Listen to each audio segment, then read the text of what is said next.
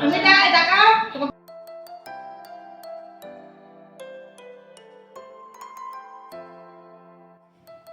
মানুষকে ততটাই প্রশ্রয় দেওয়া উচিত যতটা সে প্রশ্রয়ের যোগ্য। এতটা প্রশ্রয় বুঝি কাউকেই দেওয়া উচিত নয় যে যেখান থেকে তাকে নামানো যাবে না।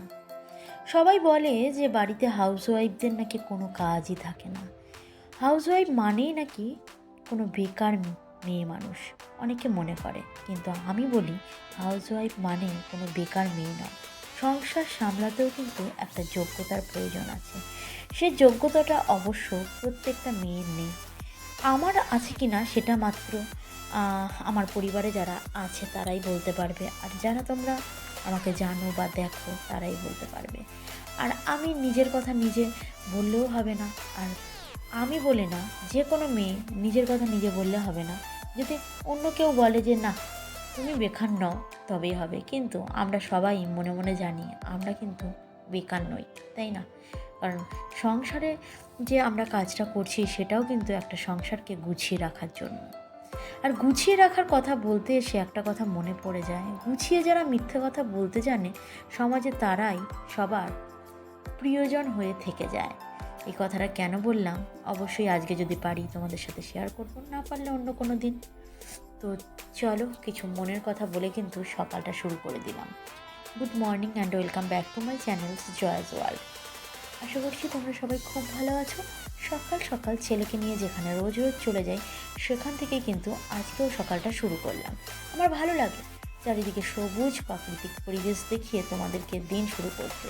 প্রত্যেকটা সময় তো আমরা হাউসওয়াইফরা যারা ঘরে থাকি, যারা বাড়িতে কাজ করি, তারা তো রান্নাঘর, বাসন মাজা, চা করা ইত্যাদি প্রভৃতি দেখিয়ে দিন শুরু করি।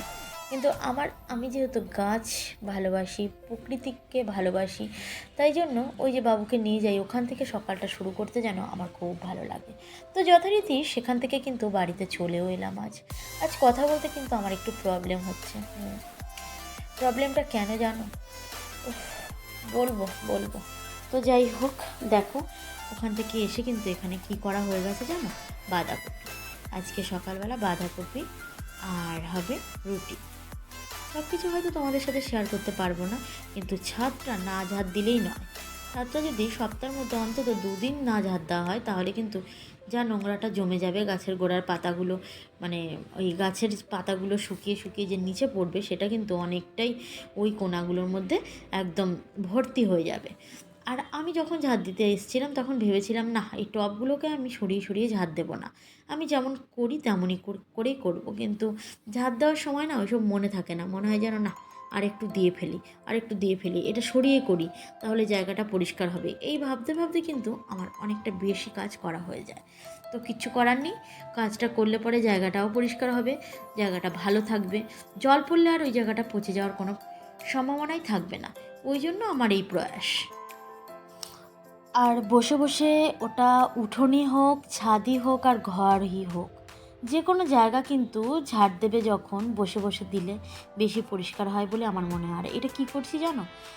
প্রত্যেকটা এইটা হচ্ছে তোমার ওই বেগুনি কালারের যে জবা ফুলটা, সেই ফুলটা প্রত্যেকটা পাতার নিচে এই যে সাদা সাদা, যে এটা কোন দিদিরা আমাকে দেখছো এখন আমি জানি না, যদি ড্যাফোডিলস গার্ডেনের দিদি হোক আর সুচিত্রা দিদি হোক, তোমরা দুজনকে আমি বলছি, তোমাদের দুজন যদি দেখে থাকো দেখো আমার গাছে কি হয়েছে।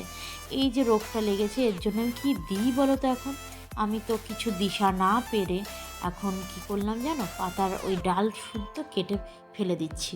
কি করব, কিছু করার নেই, আর কোনো পথ খুঁজে পাইনি।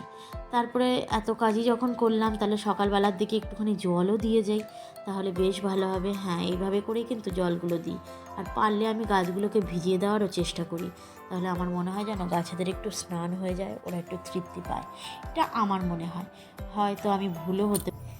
আমি যখনই জল দিই না কেন এমন ছিটিয়ে দেওয়ারই চেষ্টা করি যাতে সব কটা পাতায় ডালে জল লাগে। তবে হ্যাঁ, প্রত্যেকটা ডাল পাতায় লাগে কি না জানি না, তবে ওরা খুব তৃপ্তি পায় বলে আমার মনে হয়। পরক্ষণেই যখন গিয়ে দেখি পাতাগুলো পুরো সতেজ লাগে। অবশ্যই গাছের মূলে জল পায় বলেই এটা হয়।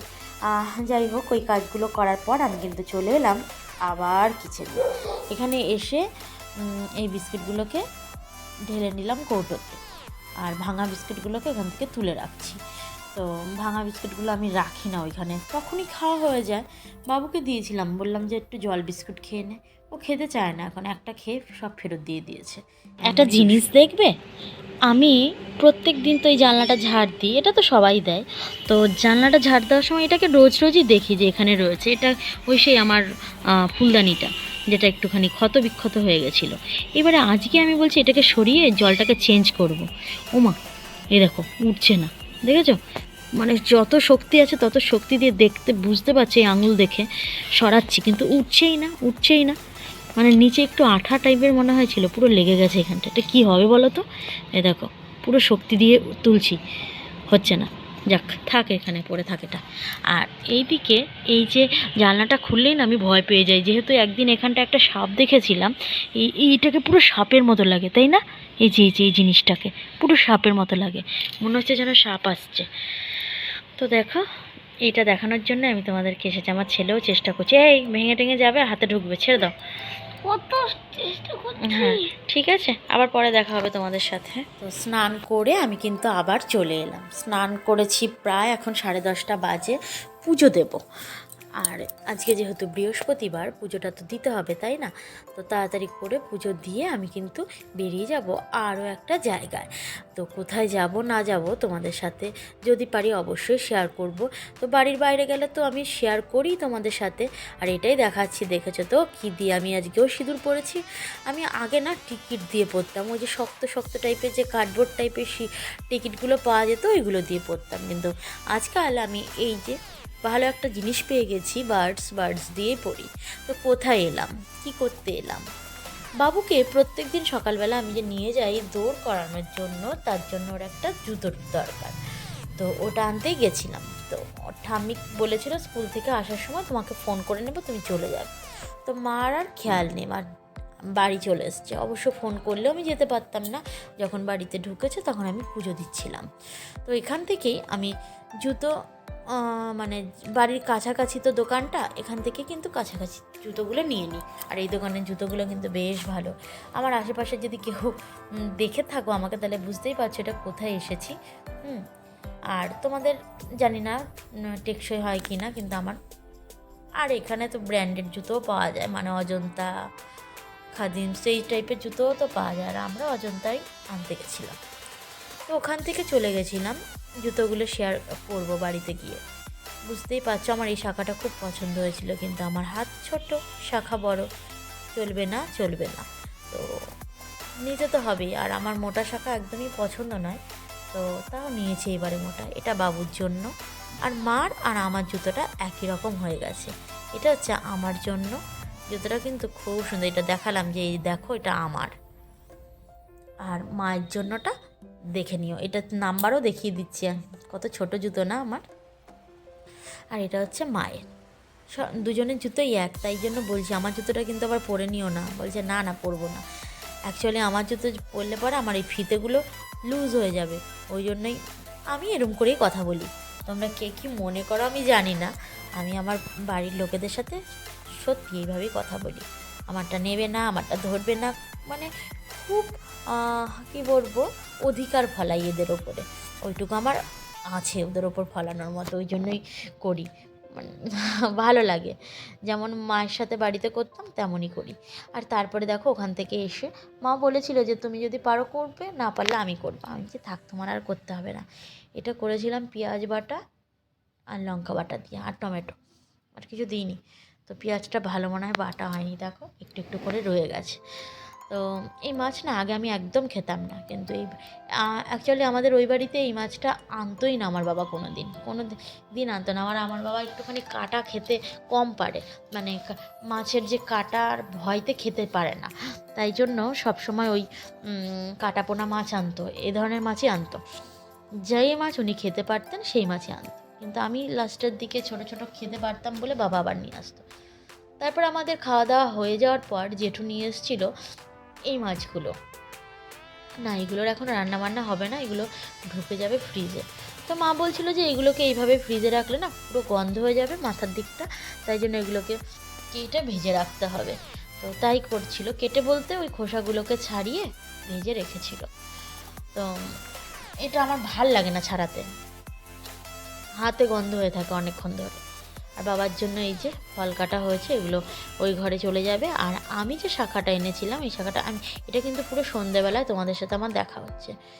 তো আমাকে মেঘাদি বলে যে শাখার মধ্যে সর্ষের তেল লাগালে নাকি লাস্টিংটা ভালো করে।